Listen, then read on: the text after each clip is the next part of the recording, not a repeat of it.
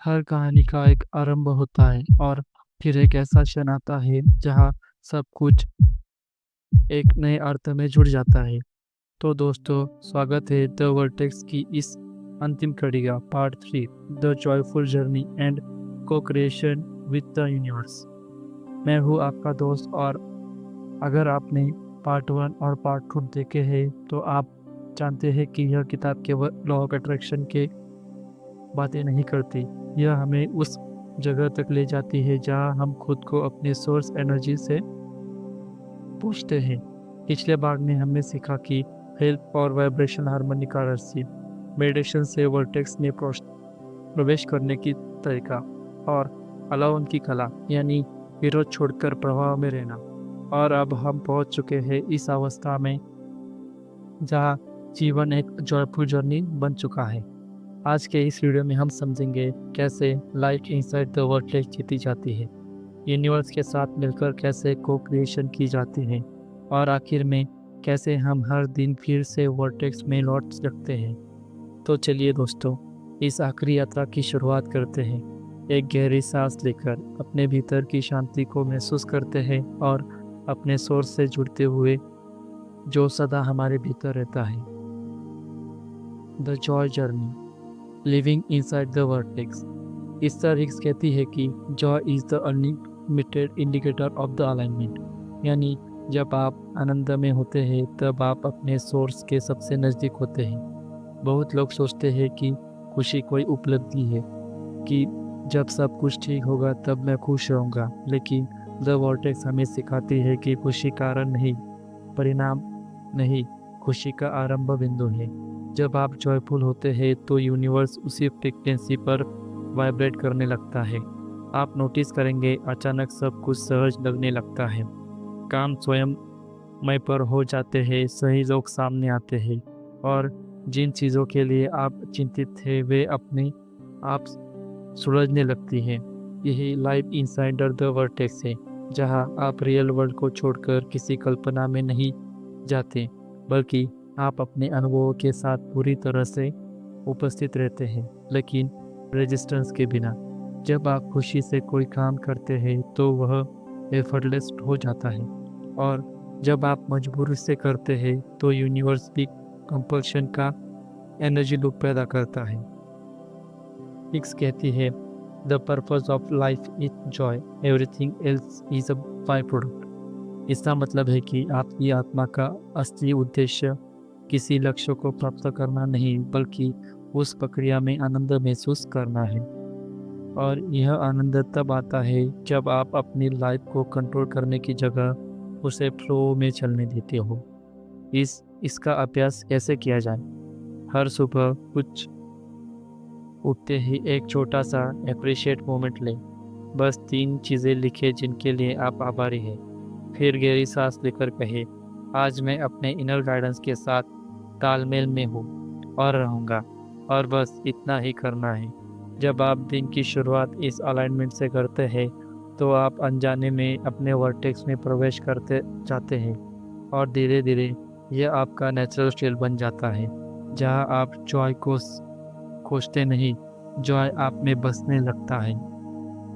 Part 2, को creation, manifestation with the universe.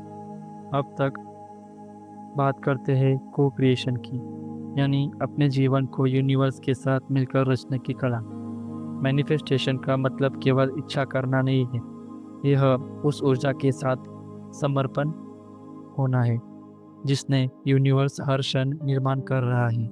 Hicks कहती है, you are the creator of your own reality, not by action but by vibration. इसका मतलब है कि आप अपने विचारों और भावनाओं के माध्यम से अपनी रियलिटीज़ बना रहे हैं। जब आप वर्टेक्स में होते हैं तो यूनिवर्स के लिए आपके संकेत साफ होते हैं। उसे पता होता है कि आपको क्या चाहिए, क्यों, और आपकी एनर्जी स्पष्ट होती है। जब आपका आउटकम को फोर्स करने की ज़रूरत नहीं तो आप अलाउ करते हैं, और यही अलाउइंग है जो को क्रिएशन की नींव है। एक सुंदर उदाहरण हिक्स देते हैं, जब 2 संगीत वादक मिलकर धुन बजाते हैं तो कोई भी दूसरे पर हावी नहीं होता। दोनों अपने अपने फ्लो में रहते हैं और एक नई सुंदर सिम्फनी बनती है। ठीक वैसे ही जब आप यूनिवर्स के साथ को क्रिएट करते हैं तो आप अपनी ट्यून बजाते हैं और यूनिवर्स उसकी हारमोनी जोड़ देता है। आपके एक्शन अब इंस्पायर्ड होते हैं, कोर्स नहीं। आप अब यह नहीं सोचते मुझे यह कब मिलेगा, बल्कि आप महसूस करते हैं यह पहले से ही मेरे लिए तैयार है। और यही भावनात्मक शिफ्ट मैनिफेस्टेशन को रियलिटी में बदल देता है। प्रैक्टिकल स्टेप 2, को क्रिएशन। अपनी इच्छा स्पष्ट रूप से लिखिए, लेकिन उसे कैसे मिलेगा ये यूनिवर्स पर छोड़ दीजिए। दूसरा, हर दिन 5 मिनट विजुअलाइजेशन कीजिए जैसे वह चीज़ पहले से ही आपकी है। और तीसरा, फिर जो भी इंस्पायर्ड एक्शन आपको महसूस हो उसे बिना डाउट के करिए। इतना ही काफ़ी है, क्योंकि यूनिवर्स आपके भीतर की एनर्जी से जवाब देता है, शब्दों से नहीं। यही कारण है कि जब आप हाई वाइब्रेशन में होते हैं तो मैनिफेस्टेशन लगभग इंस्टेंट लगती है, और जब आप लो वाइब्रेशन में होते हैं तो वही इच्छाएं दूर लगती हैं। इसलिए को क्रिएशन का पहला कदम है अपनी एनर्जी साफ रखना। और जब आप ऐसा करते हैं यूनिवर्स आपकी फ्रीक्वेंसी में मेल खाता है और फिर असंभव भी सहज बन जाता है। Part 3, returning to the vertex again and again. इस पूरी यात्रा का सबसे बड़ा रहस्य यही है कि वर्टेक्स में रहना कोई स्थायी स्थिति नहीं है, यह एक डेली प्रैक्टिस है। हर दिन हर परिस्थिति में आप या तो अलाइन में होते हैं या उससे थोड़े बाहर, लेकिन यह कोई समस्या नहीं, क्योंकि अवेयरनेस ही असली पावर है। जब आप रिकॉग्नाइज करते हैं कि आप आउट ऑफ अलाइनमेंट है तो बस कुछ ही गहरी सांसें लेकर अपने विचारों को ऑब्जर्व करें बिना जज किए। यह अवेयरनेस ही आपको फिर से वर्टेक्स की ओर खींच लाती है। एक्स कहती है, your emotion are the your guidance system, they tell you how your close or far you are from the your source. तो जब भी आप अपनी बेचैनी, डर या गुस्सा महसूस करें, समझ लीजिए कि आप अपने सोर्स से थोड़ा दूर हैं। और जब आप शांति, प्यार और आभार महसूस करते हैं तब आप वर्टेक्स में होते हैं। यही कारण है कि मेडिटेशन, ग्रेटिट्यूड और जॉयफुल लिविंग 3 ऐसे टूल हैं जो आपको रोज वापस उसी प्रभाव में लाते हैं। यह कोई स्पिरिचुअल स्किल नहीं है, यह एक कॉन्शियस लाइफस्टाइल है जहां आप अपने अंदर और बाहर दोनों जगह एक ही लय में जीते हैं। और यही दोस्तों द वर्टेक्स का असली संदेश है, return to the vertex again and again, क्योंकि यही है आपका असली घर, आपका सोर्स, आपकी आत्मा और आपकी शांति। तो दोस्तों, इसी के साथ पूरी होती है हमारी यह खूबसूरत यात्रा the vortex by Esther and Jerry Hicks की 3 भागों वाली सीरीज।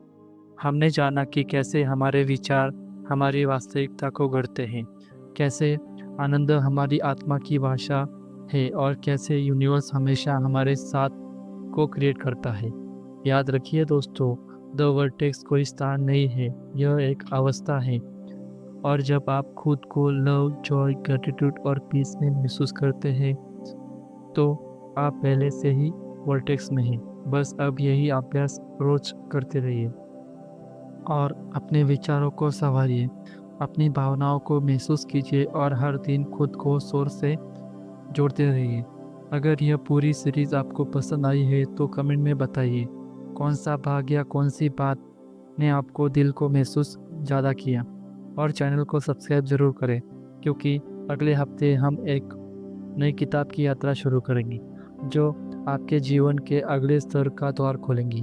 तब तक के लिए stay in the vertex, stay in the Joy. Thank you दोस्तों, मिलते हैं अगली बुक समरी में। तब तक के लिए अलविदा, थैंक यू, धन्यवाद।